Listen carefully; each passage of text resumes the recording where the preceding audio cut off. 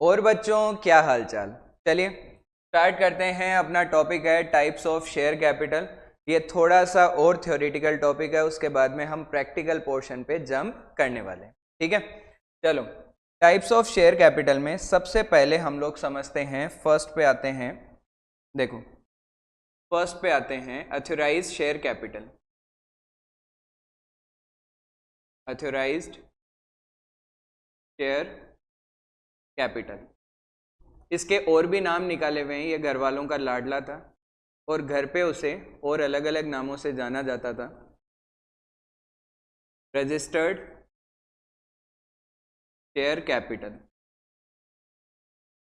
ठीक है। पड़ोसियों का भी लाडला था, और भी नाम निकाला। Nominal share capital. जनरली हम ऑथराइज शेयर कैपिटल और रजिस्टर्ड शेयर कैपिटल इसको बोलते हैं। ये होती क्या है, जब भी हम कंपनी का रजिस्ट्रेशन करवाएंगे ना, तो हम दो डॉक्यूमेंट बनाते हैं, मेमोरेंडम ऑफ एसोसिएशन और एक बनाते हैं आर्टिकल ऑफ एसोसिएशन। तो हम आर्टिकल ऑफ एसोसिएशन को इग्नोर करते हैं। मेमोरेंडम ऑफ एसोसिएशन है वो क्लोजेज में डिवाइड होता है, या मैं ऐसे बोल सकता हूं कि पैराग्राफ्स में डिवाइड होता है। ठीक है ना, तो जैसे पहला पैराग्राफ है उसमें नेम लिखा हुआ है कंपनी का, सेकंड में एड्रेस लिखा हुआ है, थर्ड पैराग्राफ में कैपिटल लिखा हुआ है। ठीक है ना, तो मेमोरेंडम ऑफ एसोसिएशन के कैपिटल क्लोज के अंदर ये बताया हुआ होता है कि कंपनी लाइफ टाइम में मैक्सिमम कितने शेयर्स इशू कर सकती है। ठीक है, कंपनी लाइफ टाइम में कितने मैक्सिमम शेयर्स इशू कर सकती है, उसी को हम लोग क्या बोलते हैं बताओ, ऑथराइज शेयर कैपिटल। क्या कंपनी इससे ज्यादा शेयर इशू नहीं कर सकती? कर सकती है, लेकिन उसे यहां पे जो वैल्यू है उसे चेंज करवाना पड़ेगा। मतलब मेमोरेंडम ऑफ एसोसिएशन को अमेंड करना पड़ेगा, तब वो ज्यादा शेयर इशू कर सकती है। जैसे मान लो यहाँ पे 5 लाख शेयर ऑफ ₹10 ईच लिखा हुआ है, मतलब 50 लाख रुपीज वो शेयर इशू करके कलेक्ट कर सकती है। ठीक है ना, अब मान लो कंपनी को 5 लाख से ज्यादा शेयर इशू करने, तो उसे एमओए अमेंड करवाना पड़ेगा। यहाँ पे 5 लाख की जगह मान लो अब वो 8 चाहती है, 10 चाहती है, 15 चाहती है, तो वो वैल्यू यहाँ पे चेंज करवानी पड़ेगी। चलिए ठीक है, आगे समझते हैं। अब अगला पार्ट है इसका, यहीं से स्टार्ट होता है, यहां से आगे बढ़ते हैं। सेकेंड टाइप है issued share capital. Issued share capital, ठीक है। क्या होता है ये? It is part of authorise share capital. Authorise share capital का वो पार्ट जिसके लिए कंपनी ने प्रोस्पेक्टस इशू किया, मतलब पब्लिक को बोला आओ हमारे शेयर खरीद लो। अभी हमने देखा कि हमने ये अज्यूम किया था कि 5 लाख अपना क्या है, ऑथराइज शेयर कैपिटल है, 5 लाख शेयर। उसमें से हमने 1 लाख शेयर के लिए प्रोस्पेक्टस इशू किया, पब्लिक को बोला आओ हमारे शेयर खरीदो। ठीक है, तो जो 1 लाख है वो अपने लिए क्या है बताओ, इशूड शेयर कैपिटल। और जो 4 लाख शेयर अभी तक इशू नहीं किए गए हैं उनको हम बोलेंगे अनइशूड शेयर कैपिटल। ठीक है, तो इशूड शेयर कैपिटल क्या हुआ, part of authorise capital which is actually offer to the public, जिसको हमने पब्लिक को ऑफर किया है, वो अपनी क्या है बताओ, इशूड शेयर कैपिटल। चलिए ठीक है, फिर अगला क्या आता है, थर्ड, सब्सक्राइब्ड शेयर कैपिटल। अगला आ गया अपना subscribed share capital. It is part of issued share capital which is actually subscribed by the public. मतलब क्या हुआ, देखो यहां पे अपने पास 5 लाख शेयर थे, उसमें से 1 लाख शेयर हमने पब्लिक को बोला कि हमारे शेयर आओ परचेज कर लो। उसमें से पब्लिक ने मान लो 95,000 शेयर के लिए अप्लाई किया, इसे हम क्या बोलेंगे बताओ, सब्सक्राइब्ड शेयर कैपिटल। ठीक है, यानी कि पब्लिक ने जितने शेयर के लिए अप्लाई किया प्लस हमने उन्हें जितने शेयर अलॉट कर दिए, उसी को क्या बोला जाएगा बताओ, सब्सक्राइब्ड शेयर कैपिटल। चलो ठीक है, आगे बढ़ते हैं। सब्सक्राइब्ड शेयर कैपिटल के दो पार्ट होते हैं, subscribed and fully paid up. Subscribed and fully paid up, दूसरा होता है subscribed and not fully paid up. मान लो 10 रुपीज का शेयर है, हमने 10 रुपीज कॉल कर लिए मतलब मांग लिए और हमें 10 रुपीज मिल गए तो हम उसे बोलेंगे फुल्ली पेड अप। या तो हमने 10 रुपीज कॉल नहीं किए या फिर 10 में से कुछ मिले नहीं तो उसे हम क्या बोलेंगे, नॉट फुल्ली पेड अप। ठीक है, फुल्ली पेड अप मतलब पूरे पैसे मांग लिए प्लस पूरे पैसे मिल गए। ठीक है, नॉट फुल्ली पेड अप का मतलब क्या हुआ, या तो पूरे पैसे मांगे नहीं या फिर पूरे पैसे मिले नहीं, दोनों में से जो भी कंडीशन अप्लीकेबल हो। ठीक है ना, वापस एक बार समझ लेते हैं।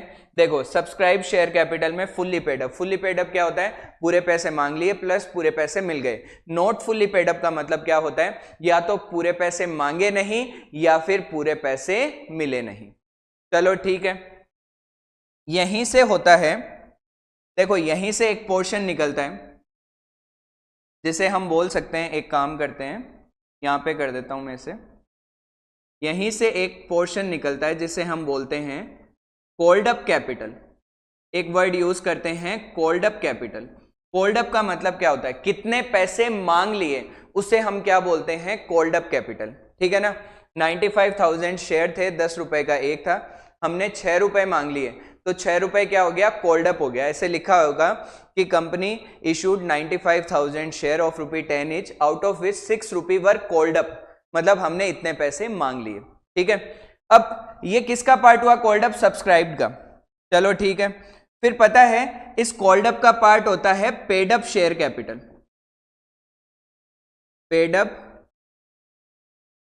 शेयर कैपिटल क्या होता है ये भाई, कॉल्ड अप मतलब कितने पैसे मांगे, 6 रुपए मांगे ना अपन ने, 6 के 6 मिल गए तो पेड अप भी कितने हो गए, 6, 6 में से 5 मिले तो 5 क्या हो गए बताओ, पेड अप।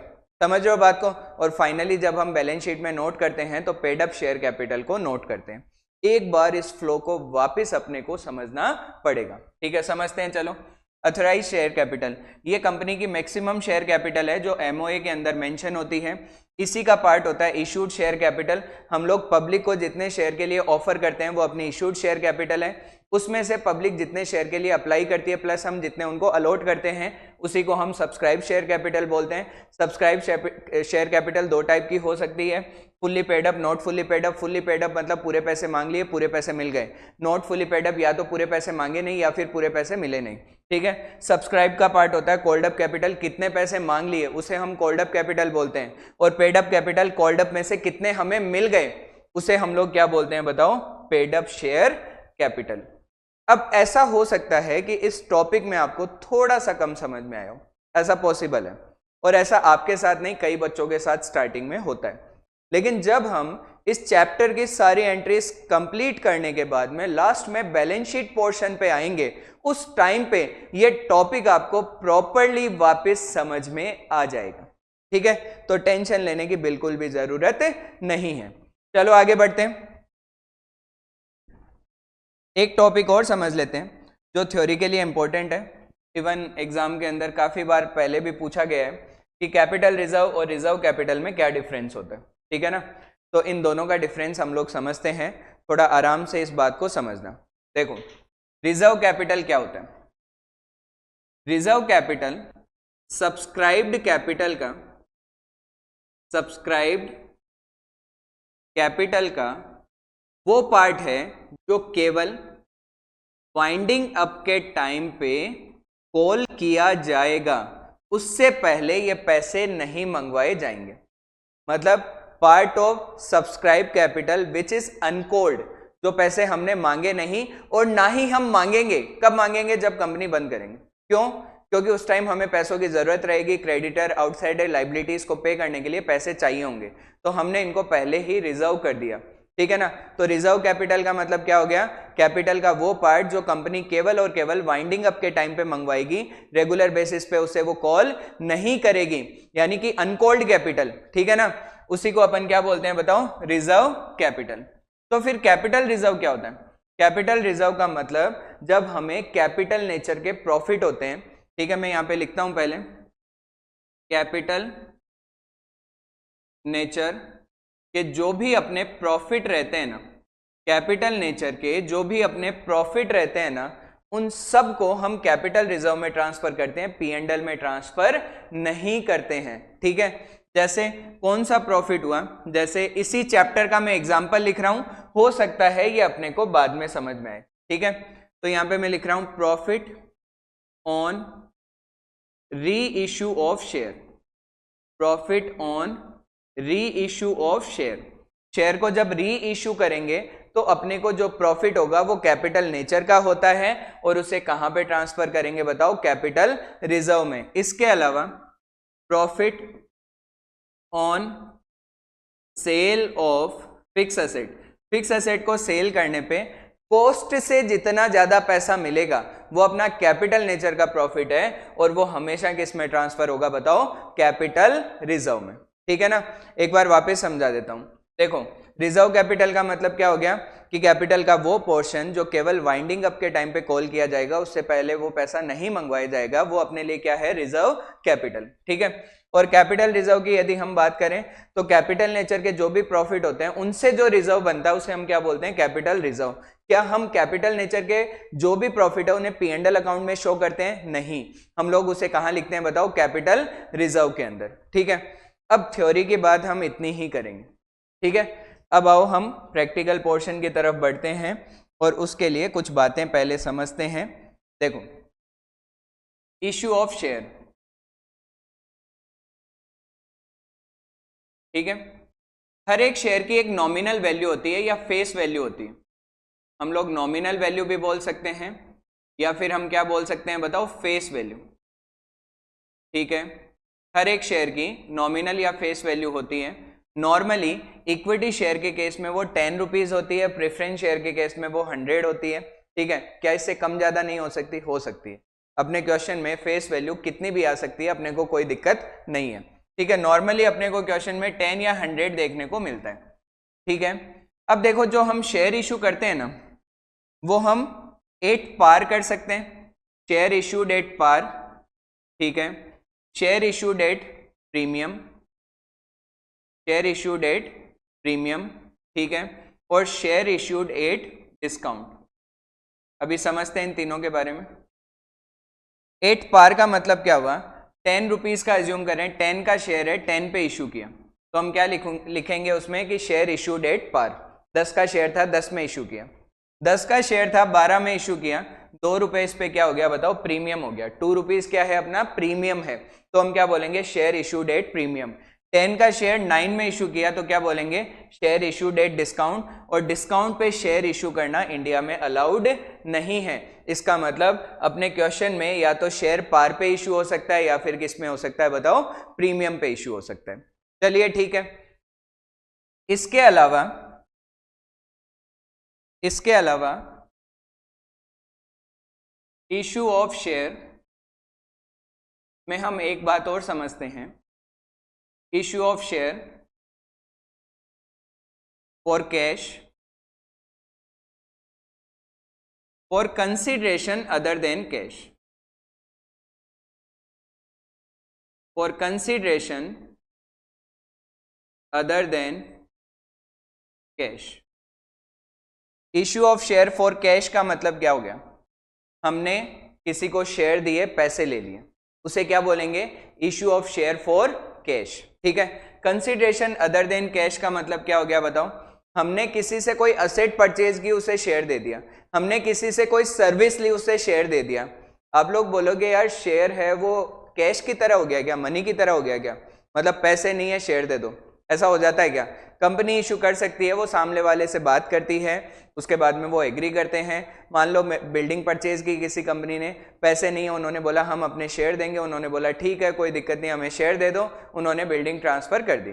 ठीक है, तो यहाँ पे हम टॉपिक कौन सा आ जाएगा, issue of share for consideration other than cash.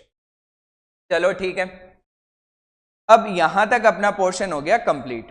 ठीक है, अब नेक्स्ट वीडियो में हम लोग सबसे पहले बात कर रहे हैं issue of share for consideration other than cash.